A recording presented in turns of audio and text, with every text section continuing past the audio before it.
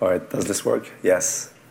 First of all, I apologize for my voice. I've been sick, but I wanted to make sure that I do this talk, so that's why I might be coughing and not that clear sometimes.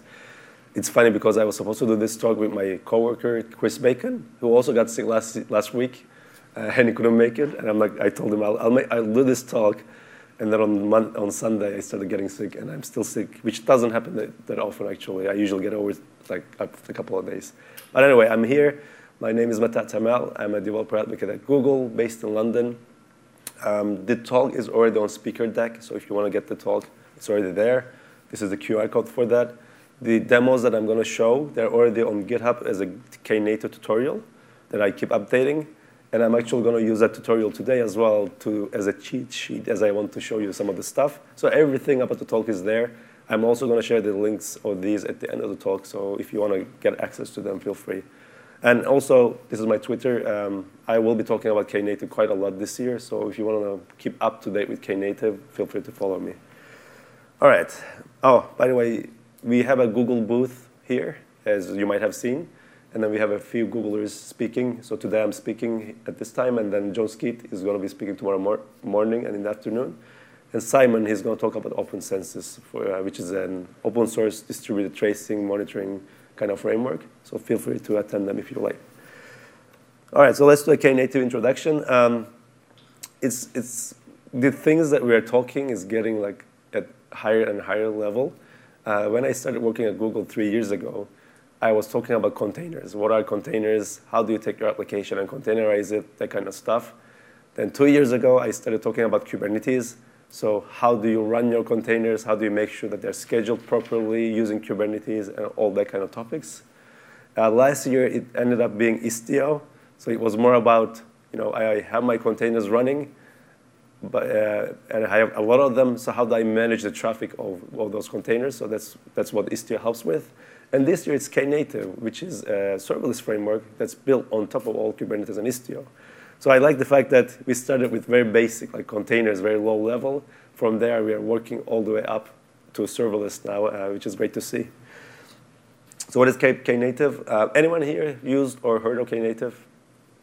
Just a few people, yeah. So it's a Kubernetes-based open source building blocks for serverless. That's what it is in one sentence. So one of the key things is that it's open source, and I like open source. That's the things that I want to use and talk about. It's based on Kubernetes. So anytime you run containers, nowadays you use Kubernetes or use something similar to it. So this is built on top of that. And it's building blocks for serverless, and we'll talk about that throughout the talk. So when you think about serverless, it means different things to different people. But when you think of like what's an ideal serverless framework, first of all, you probably don't want to think about servers, otherwise it wouldn't be serverless. So there's servers somewhere, but for you as an application developer, you don't care about that, right? So that's like number one of serverless frameworks. You want it to be idiomatic, meaning no matter what language you use, it should be familiar to you. You should be able to get up and running in a familiar way. It's event-driven, right? The whole point of serverless is that it responds to events. It doesn't run all the time, so you can save some costs because you're not running it all the time. And finally, you want it to be portable. I mean, it would be a shame to write a serverless function for one platform and then have to rewrite it for a whole other platform, and you need to move it somewhere else, right? So in my mind, these are kind of like the main pillars for an ideal serverless framework.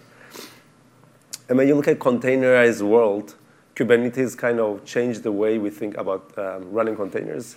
So in a nutshell, I'm not going to talk about containers, but just to give you a brief overview in case you're not familiar. In Kubernetes, you have your container in a registry. Then from there, you create a pod template.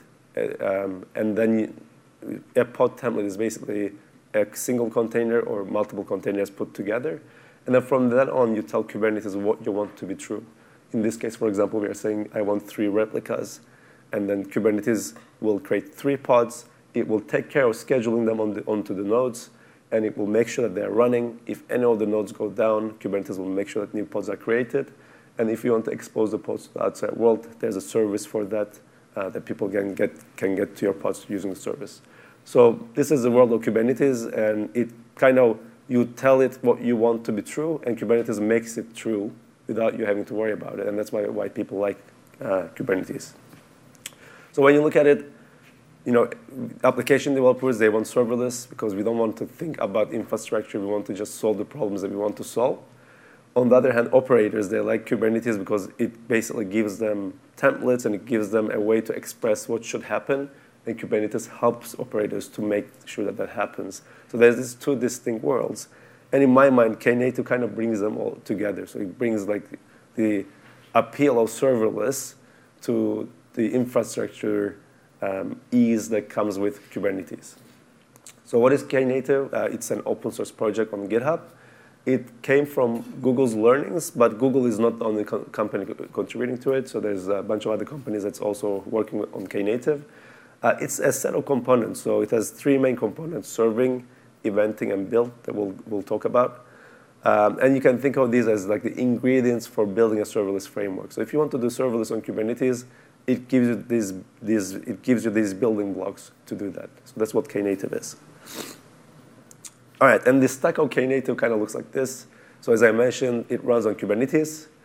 Then Istio is also a dependency of Knative because Knative does a lot of magic behind the scenes to make sure that your requests route to the right places, and for that it uses Istio.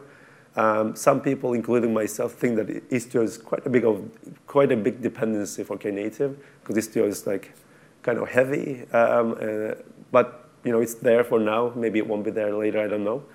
And then on top of that, we have Knative, the Knative build, Knative serving, and Knative events. And maybe there will be more components going forward. But that's the stack. And then on top of Knative, you have products coming up. So there's something called serverless containers on Google Cloud Functions. We announced this last year. So that's actually built with Knative contract. There's like GKE serverless add-on. So if you want to run Knative on Google Cloud, you can do that in a managed way. And there's other products from other companies that are coming up with Knative solution underneath. And how do you start with Knative? First, you need a Kubernetes cluster. So for those of you who use Google Cloud, you know that in Google Cloud, you can use gcloud command line tool to get a Kubernetes cluster. So there's just one gcloud command. And then once you have your cluster, we need to install Istio as well on top of the cluster. And for Istio to manage your cluster, you need to create what's called a cluster role binding. This basically authenticates or authorizes Istio to manage the cluster for you. So that's what we do. And then the next step is you install Istio. And Knative comes with some installation YAML files to set that up for you. And then finally, you can install Knative. So there are three pieces, as I mentioned. You can install them separately. So if all you care about is serving, you can point to the serving YAML file, and you'll install that. But if you want to install all of them, basically this is what you do. You just point to all the YAML files, and they are installed. So I already have this running in Google Cloud. So let me just show you that briefly.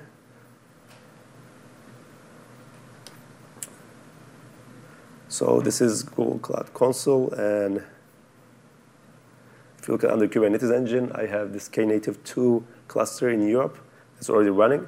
And just to make sure that our Knative pods are running, what we can do is, you can say kubectl. Well, first of all, let's look at namespaces. Oops.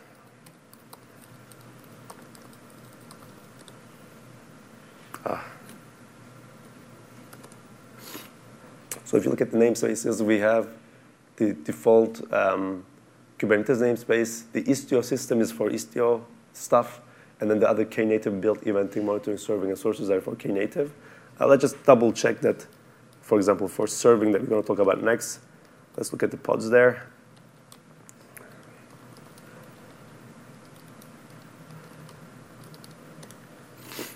You can see that there's like 4 pods for serving that's running. So we know that Knative is up and running, which is a good sign. All right, now we can get into details of Knative. So let's start with Knative serving, which is the interesting part of Knative. And then we'll continue with Knative eventing. And eventually, if we have time, we'll talk about Knative build. So what is Knative serving? It basically allows you to deploy your container and set up the network and traffic to it in a really easy way, and also auto-scale your container. So that's at the end of it, this is what it boils down to. It lets you to say, this is my container, just deploy it, make sure that the network configuration is set up, and then make sure that it's also auto-scaled by default. So by default, you will start with one pod, but then it will automatically scale up if more people are using it. And if no one uses it for 30 seconds, which is configurable, it scales down to 0 so that you don't have to use any pods. It also has some built-in features like revision. So every time you deploy your application, it gets a new revision, and the route is updated to point to that revision. And if you have multiple revisions, you can use traffic splitting to split traffic between those revisions. So you have those features built in. And as I mentioned, it basically handles all the networking for you, so you don't have to set up rules on how the network flows into your serverless functions. Knative takes care of that. And things are pluggable, so if you have your own logging framework or monitoring platform, you can plug them in. The autoscaler is tunable, so you can figure out how things should be auto-scaled and configure them, or plug in your own autoscaler. There's a little bit of vocabulary around Knative serving. It's not too much, but I think we should still understand them. So first, there's this notion of a service that you define. So that's your Knative service. It's different from Kubernetes service, so don't get confused with Kubernetes service. So this is a new construct from Knative that basically defines your function. And your function has a configuration. The configuration is basically everything related to your function, the container that it points to, or the environment variables that you are passing to your container. So all that is captured as a configuration. And when you first deploy your application, it basically looks at your configuration, and from then it creates a revision. So a revision is kind of like a snapshot of your service with the current configuration. So once you have the revision 1, there's a route that gets created that will route the traffic to your service, right? So you have the service with the configuration that creates the revision, and then Knative creates the route that routes the traffic to it. Every time you change the configuration, a new revision gets created, and the route is updated as well. Or you can also tell Knative, this is how I want the route to be updated, and Knative will do that for you as well. So these 4 pieces, the service, configuration, route, and revision. It's the vocabulary of Knative serving that is good to know. So let me show you some of this. So what I have here, I should first point out to my tutorial, because I'm going to use that as like a cheat sheet for my demos. So in my tutorial, it's on GitHub. I have sections for serving and eventing and build. And we can go through some of them. For example, Hello World serving is like a Hello World application. So let's just do that. Let me just. So I'm in eventing, so let's go to serving. And let's go to Hello World C#. So this is just a very simple C# application. And then we're going to run through some service YAML files to see how we can deploy it and change it and how it works. Just to show you the app. If you go to serving, so the app, it starts on a port, and the port is 8080. That's the requirement of Knative. You need to listen on port 8080. And the startup, basically, when we get a request, we just look at an environment variable called target, and we just say hello target. So it's very simple. And I kept it simple so that I can show you the concepts of Knative instead of this application. So this is the app. And then if we have a Docker file for the app, so everything has to be Dockerized in Knative. So this is the Docker file. And I already pushed this on GitHub. Docker Hub. And then we define a service file. So this is the Knative stuff. So let's take a look at this quickly. So this service file, first, the kind is service. But as you can tell, the API version it's a Knative API. So this is a Knative service. We have the name and the namespace, so I'm deploying into the default namespace. And then under here, we have run latest. So run latest means whatever I define under this configuration, when I deploy this, create a new revision and point the route to this new revision. So I'm basically telling Knative that this is my latest version, and I want you to deploy it and run it immediately. And under this configuration, we point to our GitHub image that I already have. And then I have this environment variable, which is a target that I'm going to read, that says C# sample v1, right? So this is a very simple service definition for Knative. So to deploy this, I'll just say, before I do this, let's watch some things. Just copy some watches here. So what I'm watching here is, I'm watching the pod. So I'm watching the pod, the Knative service, the Knative configuration, the Knative revision, and the Knative route. So I'm going to watch them so that we can see what happens when we deploy it. So right now there's nothing. And if you do kubectl apply service v1, now this creates the service. And then you can see immediately there's a pod that's been created. Then there's a service, Knative service that's created. There's a configuration that's been created for our app. And then if you go further down, oh, it's interesting. I'm not watching the route. Let me just make sure I'm watching the route as well. Yeah, I'm watching the route. Yeah, it's supposed to show the revision and the route as well. But maybe those get created when I use the application itself, but we'll see. So the things I created, and to get to this app, normally if you just deploy Knative as is, everything is deployed under the same IP. So there's a Knative ingress IP. And then what you need to do is, if you need to curl to this application, you need to basically say curl, and then you need to provide a host name, and then point to the IP. You need to do this because Knative, like under the same IP, there could be multiple services. So that's how Knative figures out how to write your application. But if you configure a domain, and I show how to do this here, then you can change this to this, basically. So you can say, hello world C#, that's the name of my service. Then .default is the namespace, and then .knative ingress is the IP of my application. So I'm using something called nip.io. It's a simple domain thing where you can expose an IP, and then you can say things like this, like if you say customer.1.app and the IP and nip.io, it will point to your IP. So I'm using that as a kind of like a quick way of getting a domain name for my application, basically. So I already set that up, and then what I can do is that, let's go back here, let's copy this. And then let's just, and then one thing to point out is that the pod is terminating right now because we haven't used it for 30 seconds. So the pod is being cleared by Knative, so it's scaling down to 0. But let's curl this and see what happens. Now, when we curl it, now we have a new pod that's being initializing. So Knative is creating a new pod because someone is requesting it. And my curl is hanging because it's waiting for the first pod to come alive.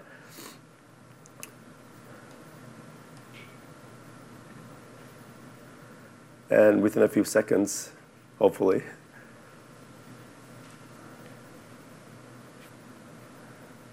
Yeah, the weird thing is that I'm not seeing the revision and the route, so I don't know if there's something wrong or not. But what we can do, like, let's try this again. Yeah, we got that. So it's working, but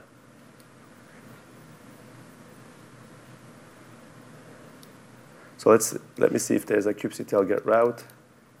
Yeah, the route is there. So maybe the my watch command is not right. Revision.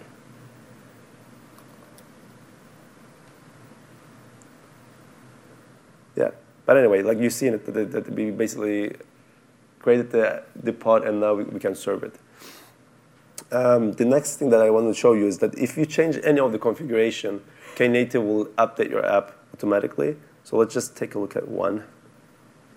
For example, in service v2, what I did is that the configuration is exactly the same, except I changed the target to value to C# sample v2. So I'm using the same container, but with a different version. And then in service v3, I do the same thing, except I also point to a different container. So I point to a different container, and I'm also pointing to a different value. So if you deploy this, let's see what happens. So kubectl apply.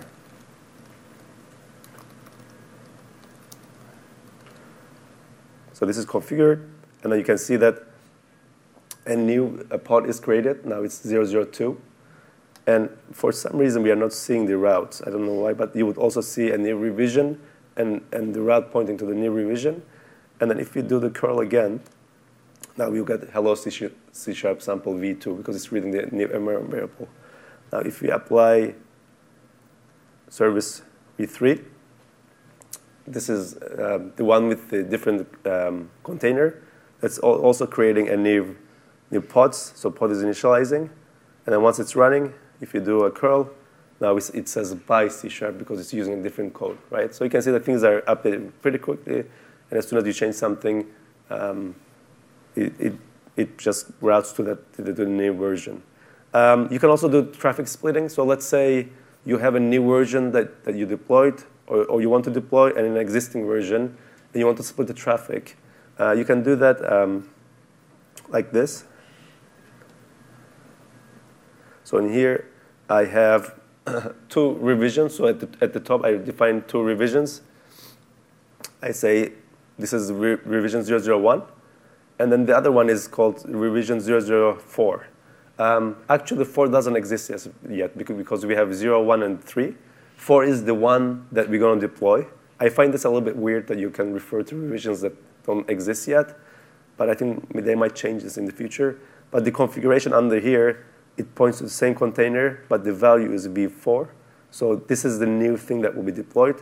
And then the rollout % is 20, meaning this new version will get 20% of the traffic. So I'm creating a new version and deploying and it will get 20% of the traffic. And then let's deploy this.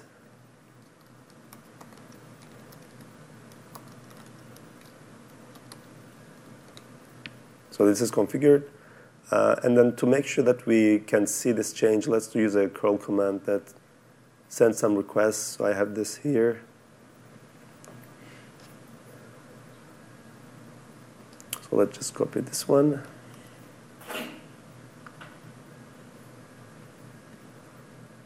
You can see that the fourth one is deployed. So if we send some curl commands, so we see v4. Now it's trying to reach to v1, but v1 is terminating because we didn't use it for 30 seconds, so it's going away.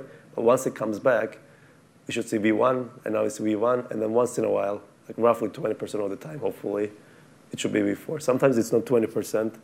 Maybe it's because of routers and caching, but you can see that v1 and v4 is like roughly 20%. And finally, if you want to split the traffic between 2 existing revisions, you can do that as well. So in here, v5, we are basically pointing to 2 revisions, 1 and 3, that both exist, and they will each get 50% of the traffic. So you don't have to refer to so this configuration here basically is kind of meaningless because you're just splitting the traffic between these 2 revisions that already exist. So to show this briefly, so let's do v5. And then if we do curl again, let's see if this is showing up. I think there's something wrong with my watch. Let me see what happens if we do this.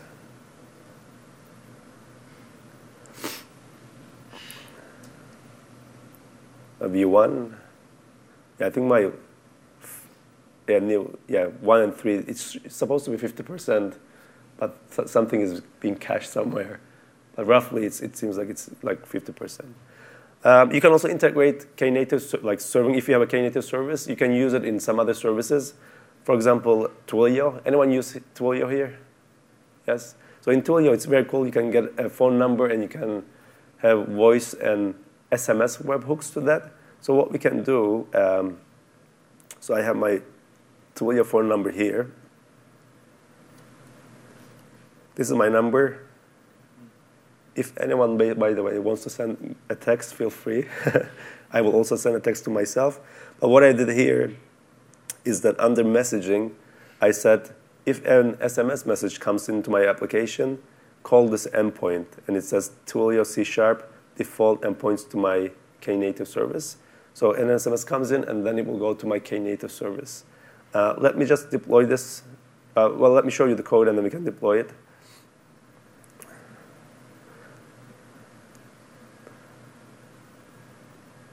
So Twilio, and if you look at The startup, it's very simple. I'm just using MVC. And then the SMS controller. By the way, Twilio has really good C# libraries. It's very easy to use. So the SMS controller will get the request as incoming message, and then you respond with messaging response. This is what the user will get back. So all I'm saying here is that the Knative copycat says, and then I just echo back the message. So I just get the message and I echo it back. So let's just deploy this quickly.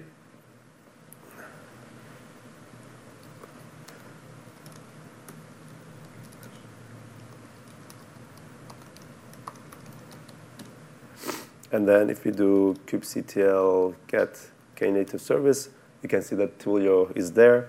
And then we should also see, I don't know what's wrong with my watch. Let's try again. But at some point, we should also see Twilio here. So I need someone to send the text. Give us the number. You send it? Oh, yeah. The number is 120123448 80335. And I also have my Android messages app here that shows the messages on my phone.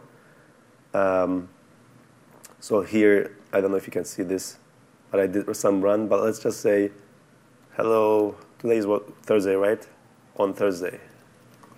So I'll send this. It's sending. Now it's sent. Let's see if we get a response. Yeah, there you go. So, and then this. Send a text message, right? Yeah, SMS. Yep.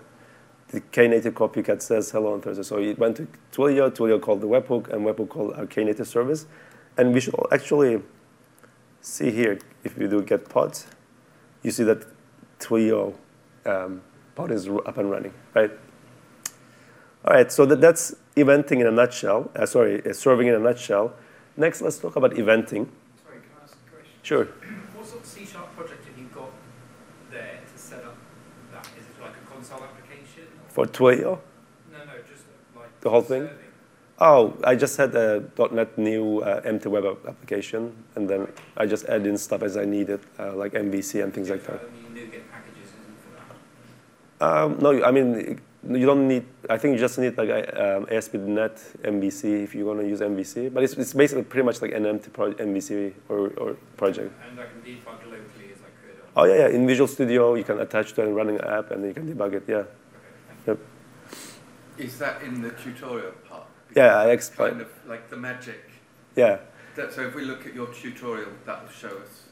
Yeah, I tell you create like a new app like using .NET new web, and then in the MVC ones I say add MVC package, so everything is in there. Everything's yeah. in there. And if not, please open an issue and I fix it. All right. So what is Knative eventing? Knative eventing basically allows you to connect things in a loosely coupled way. There's the notion of event source. So an event source is the thing that emits the events. It can emit many types of different events, and these are the event types that are supported today. And then once you have the events emitted, you can hook them up to some kind of flow. So how the events are being basically like flown in your system, and then the consumers are attached to that flow and listen for those messages, right? So at the very high level, you have the event source, event types, some kind of thing in the middle that controls the flow, and the consumers that listen that messages. The one that I'm going to talk about is this GCP PubSub source. So this is an event type that you can emit for Google Cloud PubSub messages. So in Google Cloud, there's like a PubSub service where you can create a topic and they can send messages, and Knative can listen for those messages, basically. So that's what we're going to look at. When you look at Knative eventing, they talk about two different kind of deliveries, like the simple one and the complex one. But to be honest, I think the simple is too simple because you have the source and the service and nothing in the middle. I don't think you would do that in any kind of app. This one is more realistic in real world. So what you have is that you have the source that sends the events, and that goes to something called channel. So channel is the thing that kind of collects the events, and then you have the subscribers. So the people who are interested on the events, they subscribe to the channel. So you can have multiple services subscribing to the same channel, and then each service can do whatever they want with the event, or they can pass it to different channels for different services, stuff like that. So that's the kind of model that we're going to look at in our samples. So let me go back to my tutorial. So we talked about this. So here I talk about this, and then one thing to note is that when you are running in Knative, the outbound traffic is blocked. So you cannot call anyone outside your cluster. That kind of threw me off a little bit because I was trying to listen for events and make calls to Google Cloud services, but it wasn't working, and I didn't know why. It's because everything's blocked. So you need to make sure that you configure outbound network traffic to be enabled so they can call things. So the first thing that you need to do is you need to, as I mentioned, there's a source and there's a channel. So you need to create these sources and channels. So let's just do that, and let me show you how they look like. So here I have a channel. So this channel, it's a Knative API, and you give it a name. And there's different kinds of channels, but in this case, I'm using in-memory channels, so that everything will be in memory. But there's more durable channels as well if you want to use something more durable. And then the source in this case, so source kind of combines the external source to your channel. So it kind of makes the connection between what you want to listen externally to your channel so that people can subscribe to it. So in this case, the kind is a GCP PubSub source. So we're going to listen for Google Cloud PubSub messages. You need to provide some credentials so that you can authenticate with PubSub messages. So the credentials are there, and I talk about how to set this up in the tutorial. And then the topic is the actual GCP topic that you want to listen. So this is the topic that we want to listen. And then we connect this sync is channel. So we are basically connecting Google Cloud PubSub topic to a channel in Knative, right? And then from the channel, we get subscribers to subscribe to it. So that's it. If we come here, let's say, let me see where I am.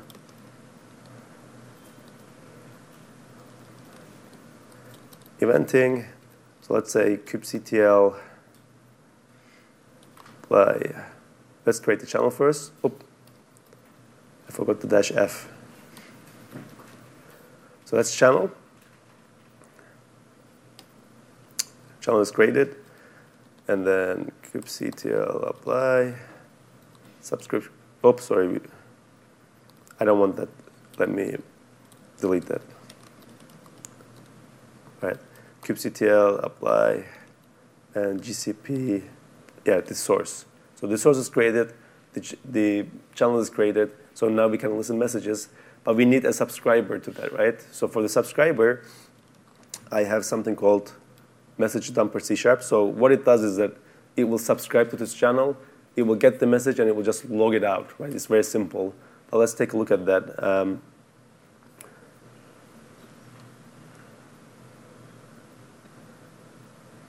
So if we look at this, again, the program is very simple. It just listens on port 8080. The startup, it just gets the message, and then it just logs it out. It just says, OK, let me read the body, and then I'll just say, this is what I read, and that's it. But the important bit is the subscriber.yaml. So in subscriber.yaml, we define two things. First, the service, so the Knative service that will actually get the messages. It just points to my message dumper image file on Docker Hub. Another thing is the subscription. So this service needs to subscribe to the channel, right? So here, this is the subscription, and then it points to the channel that we just created, and then it points to the service that we will create. So it makes a connection between the service and the channel. So if we go here and just say kubectl apply subscriber, now this creates the service and the subscription. And now let's read the logs as we do this, because we're going to send some messages.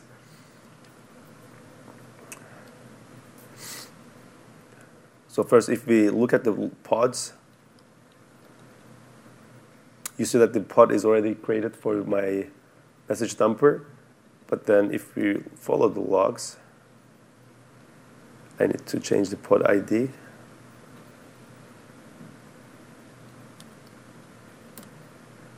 Oops.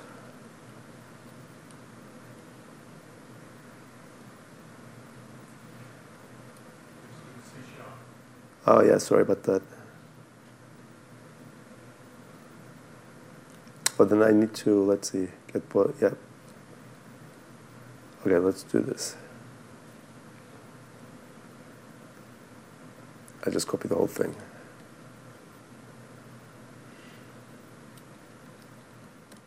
All right, so it's just listening and not doing anything. And I can send a message to PubSub using gcloud. It's a command line tool to send a message. So all I'm saying is I'm sending a message to a topic called testing that I already created, and the message is hello world. And then as you can see in the logs, this already says message dumper received message with the ID and data. So it receives a cloud event. Cloud events are generic ways of sending events in clouds. And this is the type of message it gets. But the data, the part is base 64 encoded. So if we copy this,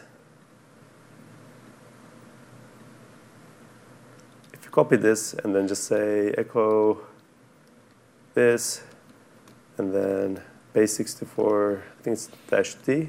Yeah, it says hello world, so we got the message, right? Of course, this is hello world. We can do something more interesting.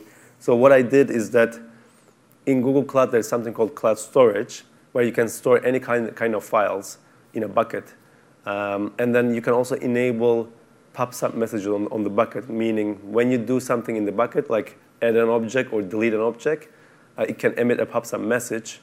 So what I did is that I created a bucket, and then when you drop an image in the bucket, it emits a message, and that message goes to the PubSub topic. And then from there, Knative listens on the topic. It goes to the channel, and it goes to my service. And once I get that message that an image is added, I call Vision API.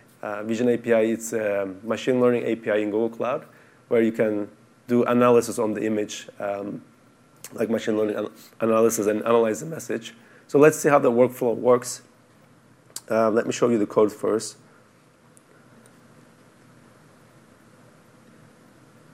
So this is Vision. And as usual, we are listening on port 8080. But the startup is where the work happens. And what I'm doing here is when we get a message, we first read it. So this is a cloud event. Then I deserialize that message to a cloud event object. And the cloud event object, there's different event types. So depending on what you did with the image, if you delete it or if you update it, it has different types of events. But when you actually uploaded an image for the first time, the event is called object finalize. So I make sure that I'm reading those events. And from the object finalize, this event will have the URL for the image, the bucket of the image, things like that. So I get that information, and I construct, and I kind of figure out where this image URL is. So that's my storage URL. And then I call Vision API on it. So if you look at this method, this is basically very simple. I just look at the attributes and figure out what the format of my URL should be. But then in here, I create a Vision client. So I'm using Google Cloud's Vision API library. It's a NuGet package that I imported. And then I create a Vision client. And then from the URL of my image, I call detect labels. So get me the labels of this image. And then it gives me the labels with some scores for what the labels are. I order the scores, and then I just return those labels. So that's all I do here. All right? So let's try to deploy this.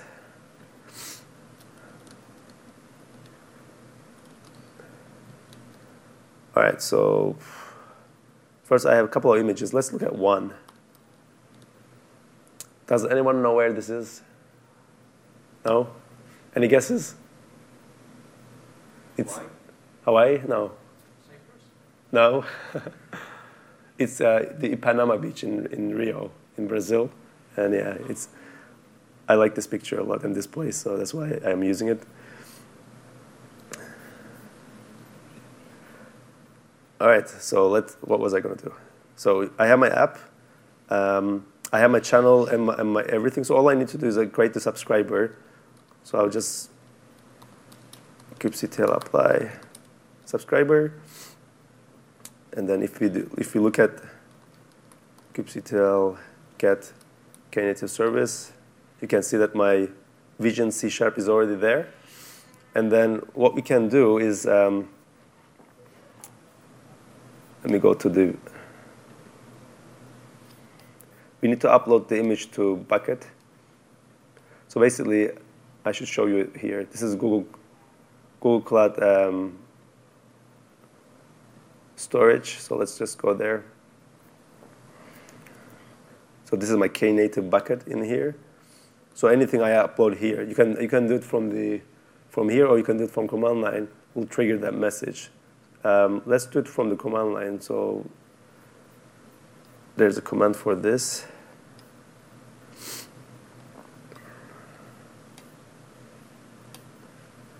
Gcloud storage. I don't remember the command, so I have to look it up. Sorry about this.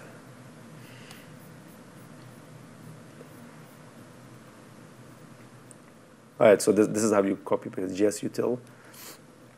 But before we do this, let's put this here. Before we do this, let's also inspect the logs.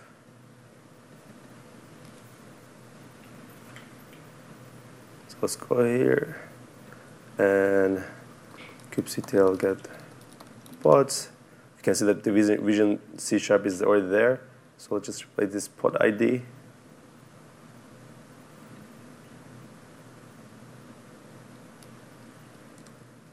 All right, it's waiting on port 8080. So now let's upload this image. Not my image, but let's just upload the beach image. All right, my computer's hanging.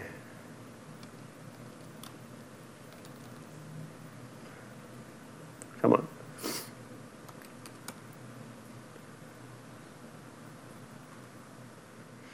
Oh, my app is shutting down. I think this is it, but let me just double check that I'm in the right folder. Yes. All right. So upload this, and it's uploaded. Now let's look at the pod. There's another Vision pod creating, so I need to change this ID. Yeah, I should configure this so it doesn't go to sleep that fast.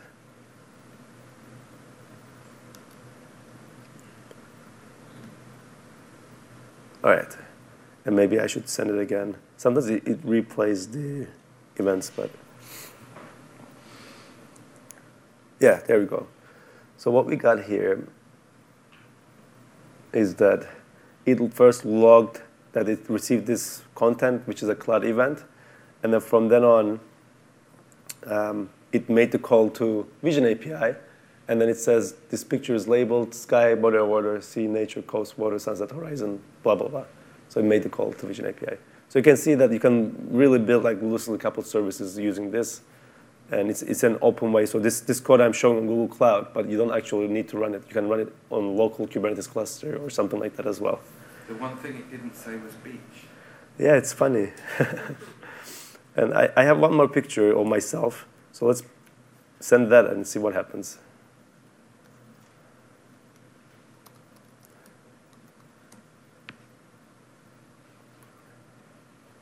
So let's see, this will be triggered again. Oh yeah, it's already done. Yeah. So it says labeled forehead, chin, facial hair, beard, jaw, mustache. So yeah, I guess it's me. All right, I have one more sample, but I don't think we have that much time to show how you can send like translation API, how you can do translation API calls. So you can send a message with some text, and it will translate to other languages. But it's very similar to this, basically. It's the same kind of concept, so we can skip that one. All right, so the last part is build. What is build? It basically allows you to go from source code to a container in a registry. That's all it is. So you have to have you have some source code, and you want to build it and deploy it to Docker Hub, or you want to deploy it to Google Container Registry. You can use something called build. So there's some primitives. So build is like the steps that you can take to actually build your application and containerize and push it to the different places. And a build template is a way you can basically make this more template-driven, so you don't have to hardcode everything. And then finally, there's something called service account. So if you need to authenticate with, say, Docker Hub, you need to use a service account. So these are the three main primitives that you need to know about.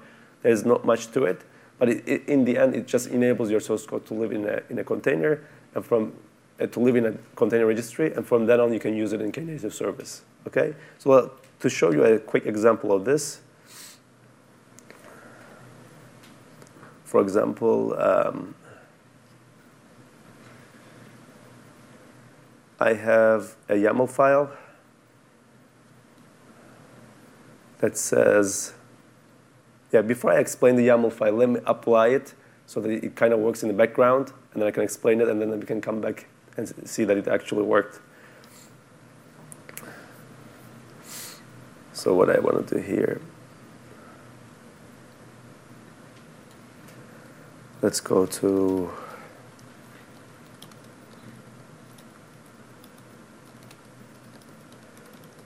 build. So I have the first one. So I have two builds. One is building my Hello World application on GitHub and pushing it to Google Container Registry. And the other one, and this is really simple because Google Container Registry doesn't require any authentication if you don't want it. And then the other one pushes to Docker Hub, where you need to have some kind of authentication. So I will show you both. So let's just apply this kubectl apply build hello world C# GCR. So now if you do kubectl get build, there's a build already like working on this. And I'll look at the YAML file shortly, but then let's also look at the logs as we go along. So to look at the logs,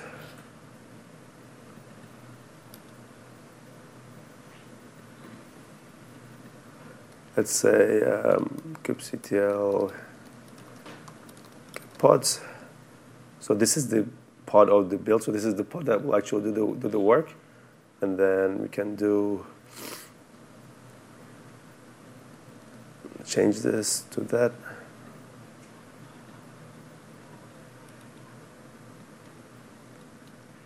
Yeah, now this is actually going through the build, okay? So now we can go back to presentation, and I just explain you how that looks like. Oh, where's my presentation? Yeah, there. Oh, sorry, YAML file. Yeah, so when you look at this YAML file, the kind is built, and then you point to your source. So you can point to different places, but here I'm pointing to Git. And then you can also point to, like, so on this GitHub page, there's a lot of projects with different Docker files, right? Like there's Hello World Go, Hello World Java samples. I'm basically just pointing to Hello World C# sample that has a Docker file. So it just needs to be a place where there's a Docker file that I can use. And then for build and push, we are using something called Kaniko. Kaniko it's a project from Google. It's an open source project that you can use to build containers and push them. So we are basically using that for this. So it's one of our steps. So we are pointing to Kaniko project.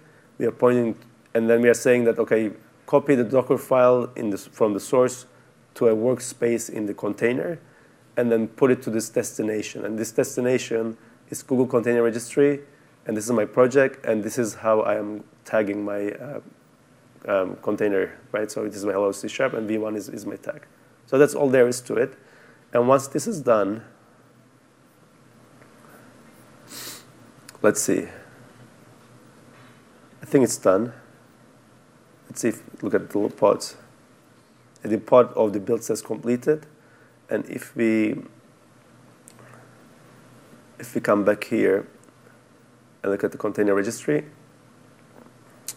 this is our project, and then this is our image with the tag, and it says uploaded 1 minute ago, so it worked. Docker Hub is pretty much the same. The only difference in Docker Hub is that you need to point to a service account. So in here, the secret, sorry, this is Docker secret.